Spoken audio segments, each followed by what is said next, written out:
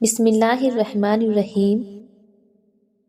اللہ رب العزت نے قرآن مجید میں کئی جگہوں پر دنیا کے بے ثباتی بیان فرما کر اسے دھوکے کا سامان قرار دیا ہے۔ فرمانے باری تعالی ہے، تم سب جان لو کہ دنیا کی زندگی محض کھیل تماشا، زیب و زینت، آپس میں ایک دوسرے پر فخر کرنا اور مال و دولت اور اولاد میں ایک دوسرے سے آگے بڑھنا ہے۔ اس کی مثال اس بارش کی ہے جس سے اگنے والی فصل کسانوں کو خوش کر دیتی ہے، پھر وہ پک کر زرد پڑ جاتی ہے، پھر چورا چورا ہو جاتی ہے۔ عام طور پر یہ سوال کیا جاتا ہے کہ مرنے کے بعد میت کی آنکھیں کیوں کھلی رہ جاتی ہیں؟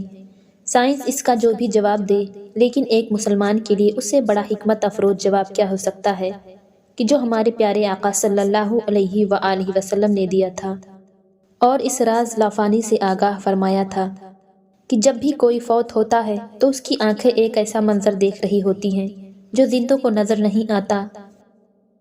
حضرت ابو ہریرہ رضی اللہ تعالی عنہ بیان فرماتے ہیں، رسول اللہ صلی اللہ علیہ وآلہ وسلم نے فرمایا، کیا تم دیکھتے نہیں کہ انسان جب فوت ہوتا ہے تو اس کی نظر ایک جگہ کھڑی ہو جاتی ہے؟ ہم نے عرض کیا، ہاں یا رسول اللہ صلی اللہ علیہ وآلہ وسلم، ایسا ہی ہے۔ آپ صلی اللہ علیہ وآلہ وسلم نے فرمایا، یہ اس وجہ سے ہوتا ہے کہ اس کی نظر اس کا پیچھا کرتی ہے۔ اللہ تعالیٰ کی قدرت سے یہ بعید نہیں کہ جو چیز اس کو پہلے نظر نہیں آ سکتی تھی اب اس کو دکھائی دے۔ حضرت ابن عباس رضی اللہ تعالیٰ عنہ سے مروی ہے کہ نبی پاک صلی اللہ علیہ وآلہ وسلم نے فرمایا، کوئی شخص جنت یا جہنم میں اپنا مقام دیکھے بغیر دنیا سے رخصت نہیں ہوتا۔ پھر آپ صلی اللہ علیہ وآلہ وسلم نے فرمایا، جب وہ مرنے کے قریب ہوتا ہے تو فرشتوں کی دو صفیں کھڑی ہو جاتی ہیں، ان کے چہرے کتاب کی طرح چمکتے ہیں، تو مردہ ان کو دیکھتا ہے لیکن دوسرے لوگ نہیں دیکھ سکتے۔ تم یہ کہتے ہو کہ شاید مرنے والا شخص تمہاری طرف دیکھ رہا ہے۔ ہر فرشتے کے پاس جنتی کفن اور خوشبوئیں ہوتی ہیں۔ اگر مرنے والا شخص مومن ہو تو فرشتے اس کو جنت کی بشارت دے کر کہتے ہیں، اے نفس مطمئن، اللہ تعالیٰ کی رضا اور اس کی جنت کی طرف نکل آ، کیونکہ اللہ تعالیٰ نے تیرے لیے وہ انعامات تیار کیے ہیں جو دنیا و ما فیہا سے افضل ہیں۔ فرشتے نہایت ہی نرمی اور مہربانی سے اس کو یہ خوشخبریاں سناتے ہیں اور پھر ایک کے بعد دیگرے ہر ناخون اور ہر جوڑ سے اس کی روح نکال لیتے ہیں، یہاں تک کہ روح تھوڑی تک پہنچ جاتی ہے۔ اب وہ جسم سے نکلنے کو اس سے برا جانتی ہے جتنا کہ بچہ اپنی ماں کی رحم سے نکلنے کو اچھا نہیں سمجھتا۔ مسلم اور ابن ماجہ کی روایت کے مطابق حضرت ابو سلمہ رضی اللہ تعالیٰ عنہ کا آخری وقت جب قریب آیا تو رسول اللہ صلی اللہ علیہ وآلہ وسلم ان کی عیادت کے لیے تشریف لائے۔ وہ جان کنی کے عالم میں تھے، پردے کی دوسری طرف عورتیں رو رہی تھیں۔ آپ صلی اللہ علیہ وآلہ وسلم نے فرمایا، میت کی جان نکل رہی ہوتی ہے تو اس کی نگاہیں پرواز کرنے والی روح کا پیچھا کرتی ہیں۔ تم دیکھتے نہیں کہ آدمی مر جاتا ہے تو اس کی آنکھیں کھلی رہ جاتی ہیں۔ جب حضرت ابو سلمہ رضی اللہ تعالیٰ عنہ کا دم نکل گیا تو آپ صلی اللہ علیہ وآلہ وسلم نے دست مبارک سے ان کی آنکھیں بند کر دیں۔ آپ صلی اللہ علیہ وآلہ وسلم نے عورتوں کو تلقین دی کہ میت پر بین کرتے ہوئے اپنے لیے بد دعا نہیں بلکہ بھلائی کی دعا ہی مانگے، کیونکہ میت اور اس کے اہل خانہ کی دعا یا بد دعا پر فرشتے آمین کہتے ہیں۔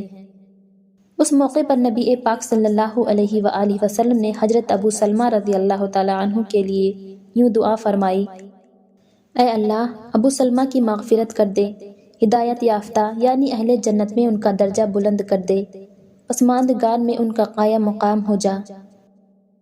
اے رب العالمین، ہماری اور ان کی مغفرت کر دے، قبر میں ان کے لیے کشادگی کر دے اور اسے منور کر دے۔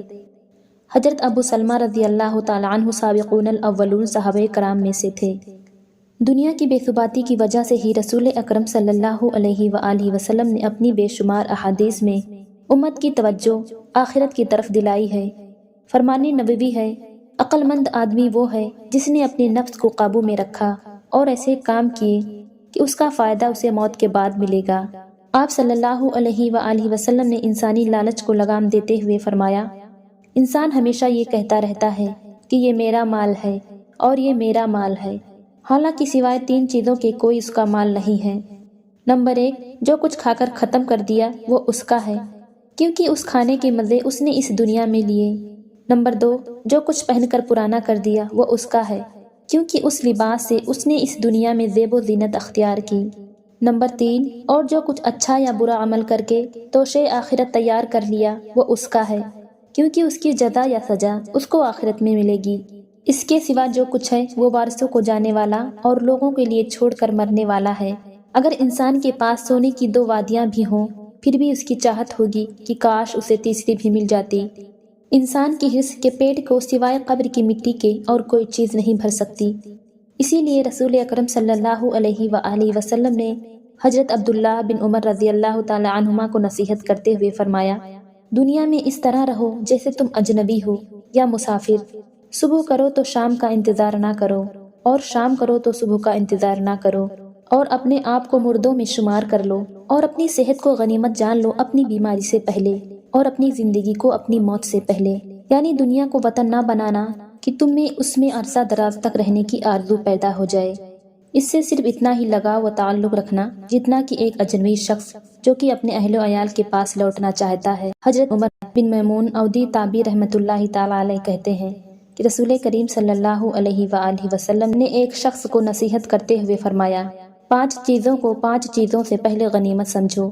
یعنی 5 حالتیں ایسی ہیں کہ جب وہ موجود ہوں تو ان کو ان 5 حالتوں سے غنیمت سمجھو جو زمانہ آئندہ میں پیش آنے والی ہیں۔ نمبر 1، بڑھاپے سے پہلے جوانی کو یعنی اپنے اس زمانے کو غنیمت جانو اور اسے پورا فائدہ اٹھاؤ جس میں تمہیں عبادت و طاعت کی انجام دہی اور اللہ کے دین کو پھیلانے کی طاقت و ہمت میسر ہو، قبل اس کے کہ تمہارے جسمانی زوال کا زمانہ آ جائے اور تم عبادت و طاعت وغیرہ کی انجام دہی میں ضعف و کمزوری محسوس کرنے لگو۔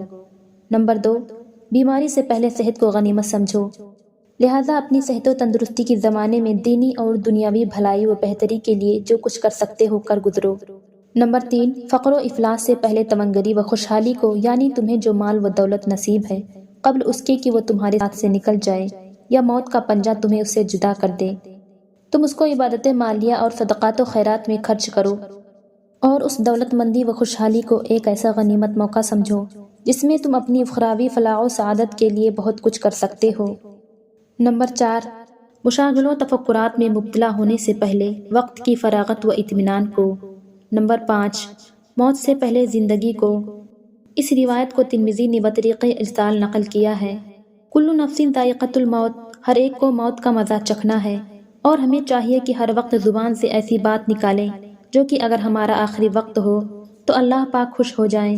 اور صحیح الجامع کی جو دوسری روایت ہے، رسول اللہ صلی اللہ علیہ وآلہ وسلم نے فرمایا، جو شخص گڑ گڑاہٹ سے پہلے اللہ کی طرف رجوع کر لیتا ہے اللہ پاک اس کو معاف کر دیتے ہیں، اور جو شخص موت کی گڑ گڑاہٹ تب ہوتی ہے جب موت آتی ہے، پسلی پر پسلی چڑھ جاتی ہے، پھر انسان جب معافی مانگتا ہے تو اللہ پاک معاف نہیں فرمائیں گے۔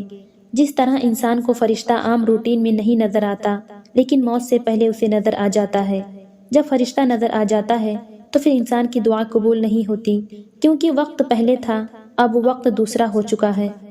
ہمیں بھی اللہ سے ڈرنا چاہیے اور اس اللہ کی طرف رجوع کرنا چاہیے۔